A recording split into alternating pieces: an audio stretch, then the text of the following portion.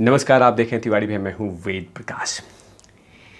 एक गाना सुना होगा, चोट लगे तुझको तो दर्द मुझे होता है, भाई भाई में ऐसे ही होता है। ये गाना है, बहुत पुराना सॉन्ग है। चोट लगे तुझको तो दर्द मुझे होता है। और दर्द किसको हो रहा है? दर्द हो रहा है संजय राउत को, बकबक करने वाले नेता को। नॉटी, नंगा, तमाम ऐसे वर्ड हैं इनके पास, कमी नहीं है। अगर आप गूगल पे सर्च करेंगे मिस्टर नंगा तो इन्हीं का नाम आएगा, मिस्टर नॉटी इन्हीं का नाम आएगा, बकबक इन्हीं का नाम आएगा। अब बकबक मैं अपने मन से नहीं कह रहा हूँ, संजय निरुपम ने इनको नाम दिया है, वो भी गिफ्ट के तौर पे। संजय निरुपम कांग्रेस के लीडर हैं, राउत को नाम दिया है बकबक करने वाले नेता। अब वो आजकल तिलमिलाए हुए हैं, आजकल गुस्से में हैं, गुस्से से लाल हैं संजय राउत, और कुछ भी बयान दिए जा रहे हैं, कुछ भी बोले जा रहे हैं, अनर्गल बयान दे रहे हैं। जब से बॉम्बे हाई कोर्ट ने रेकमेंड किया है कि सीबीआई जांच होगी 100 करोड़ का खेल का, कि आखिर 100 करोड़ का खेल का खिलाड़ी कौन है, इसका डायरेक्टर कौन है, और किस स्टेडियम में भी खेला गया था, कौन कौन इसमें कहाँ कहाँ बैटिंग कर रहे थे, ऐसे तमाम चीज़ों की जानकारी सीबीआई निकालना चाहती है, और ये बॉम्बे हाई कोर्ट जानना चाहता है। और जब से बॉम्बे हाई कोर्ट रेकमेंड किया है, तब से शिवसेना के नेता के आंख पूरी गुस्से से लाल है। वो किसी को भी कुछ भी कर सकते हैं, गुस्से में कुछ भी बोले जा रहे हैं।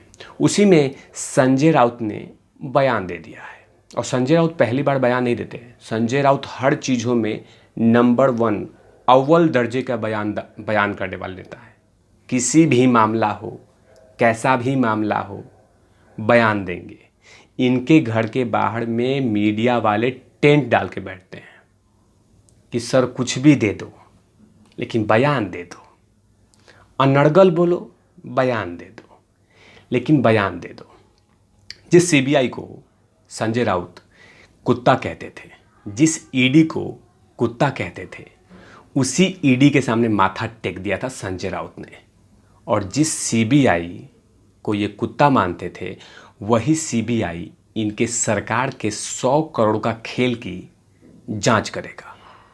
याद होगा जब ईडी ने जब इनके घर पे एक लेटर भेजा था 50 लाख का ट्रांजैक्शन का, तो उसमें गुस्सा होके सीबीआई और ईडी को इन्होंने कुत्ता बोल दिया था, कुत्ता से संबोधित कर दिया था गुस्से में आके। उसके बाद क्या हुआ?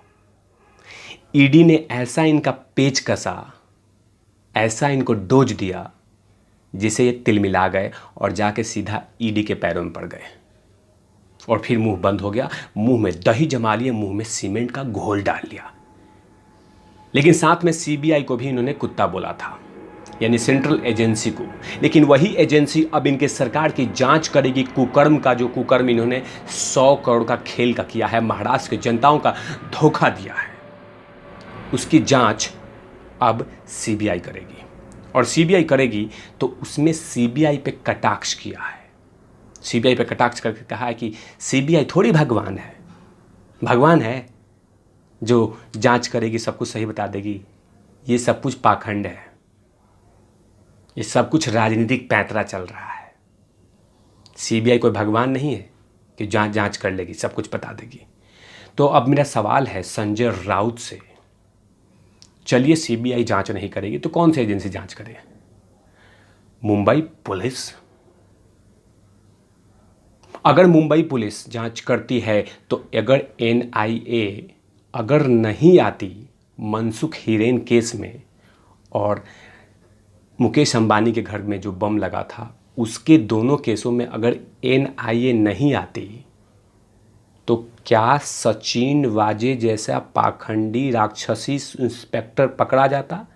नहीं पकड़ा जाता। सचिन वाजे का जो खेल है, क्या पकड़ा जाता? नहीं पकड़ा जाता। सचिन वाजे ने जो तांडव मचाया था मुंबई में, क्या वो पकड़ा जाता? नहीं पकड़ा जाता, अगर मुंबई पुलिस जांच करती। लेकिन एनआईए ने जांच किया, पोल खोल दिया एपीआई ऑफिसर का, सचिन वाजे का और महाराष्ट्र सरकार के पुलिसों का, तब से इनके मुंह में दही जम गया है।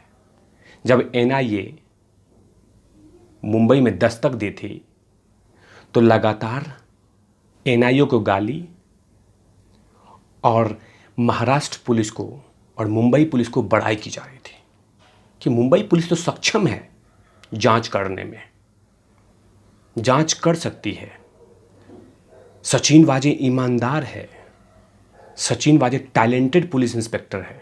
ऐसे तमाम शब्द बोले जा रहे थे। लेकिन जब एनआईए ने आईना दिखाया तो संजय राउत के मुंह में दही जम गया, लॉलीपॉप डाल लिया, चुपचाप बैठ गए। लेकिन अब सीबीआई जांच कर रही है तो सीबीआई को भगवान कहा जा रहा है कि सीबीआई थोड़ी भगवान है, सीबीआई थोड़ी परफेक्ट जांच करेगी। तो कौन सी एजेंसी जांच करे? संजय राउत जी, आप डिसाइड करेंगे। अगर सीबीआई परफेक्ट नहीं होती तो बॉम्बे हाईकोर्ट रिकमेंड नहीं करती। कहीं ना कहीं सीबीआई पे ट्रस्ट है देश की जनता को, तभी बॉम्बे हाईकोर्ट ने रिकमेंड किया है। कहीं कहीं सीबीआई राजनीतिक दबावों के कारण चुपचाप हो जाती है, लेकिन सीबीआई अभी भी जो उसकी लॉयल्टी है, जो उसकी विश्वसनीयता है, वो अभी भी बरकरार है। लेकिन आपको सीबीआई से डर लग रहा है।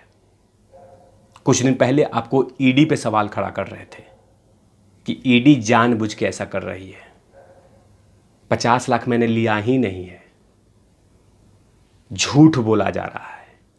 लेकिन जब ईडी ने लेटर पे लेटर दिया, लेटर पे लेटर दिया, नोटिस पे नोटिस दिया, तो चुपचाप दौड़ दौड़ के 50 लाख लौटा दिए और कह दिया कि हमने 50 लाख लौटा दिया है। लेकिन ईडी नहीं पूछती तो 50 लाख तो ढकार गए थे। अब वही अब एनआईए नहीं पूछती तो सचिन वाजे का पाप भी महाराष्ट्र सरकार ढकार लेती, महाराष्ट्र सरकार खा जाती और ये पाप और करने के लिए तैयार कर देती। और जो 100 करोड़ का खेल आया है, ये देश को, जनता को पता ही नहीं चलता और लगातार खेल पे खेल हुआ जाता। जिस ईडी पे और एनआईए पे सवाल खड़ा कर रहे हैं, ईडी और एनआईए ने संजय राउत को आईना दिखा दिया है कि आखिर कुकर्म कितने चल रहे हैं, पाखंड कितने चल रहे हैं। लेकिन सीबीआई को कटाक्ष करने का मतलब कि सरकार डर गई है, सरकार डरी हुई है। और ये पहली बार नहीं डरी है। जब सुशांत सिंह राजपूत का मामला भी आया था, उस समय भी संजय राउत की तिलमिलाहट दिखाई दे रही थी, उनकी बेचैनी दिखाई दे रही थी, उनका डर दिखाई दे रहा था। और दोबारा अब सीबीआई जब मुंबई में दस्तक दे रही है तो अनर्गल बयान दिए जा रहे हैं, अननेसेसरी बयान दिए जा रहे हैं, कटाक्ष किए जा रहे हैं कि सीबीआई भगवान है क्या? सीबीआई भगवान नहीं है, सीबीआई एक जांच एजेंसी है। अब वो बताएगी कि 100 करोड़ का खेल का कैप्टन कौन है, खिलाड़ी कौन है। मिस्टर संजय राउत, बयान जितना देना दीजिए, अपने कर्तव्यों का पालन कीजिए, लेकिन सच सामने आएगा और पता चलेगा कि खिलाड़ी कौन है। तो ऐसे तमाम खबरों के लिए आप देखते रहे तिवारी भैया। मैं हूँ वेद प्रकाश, कैमरामैन धूल लाठी के साथ ओवर एंड आउट लवीज।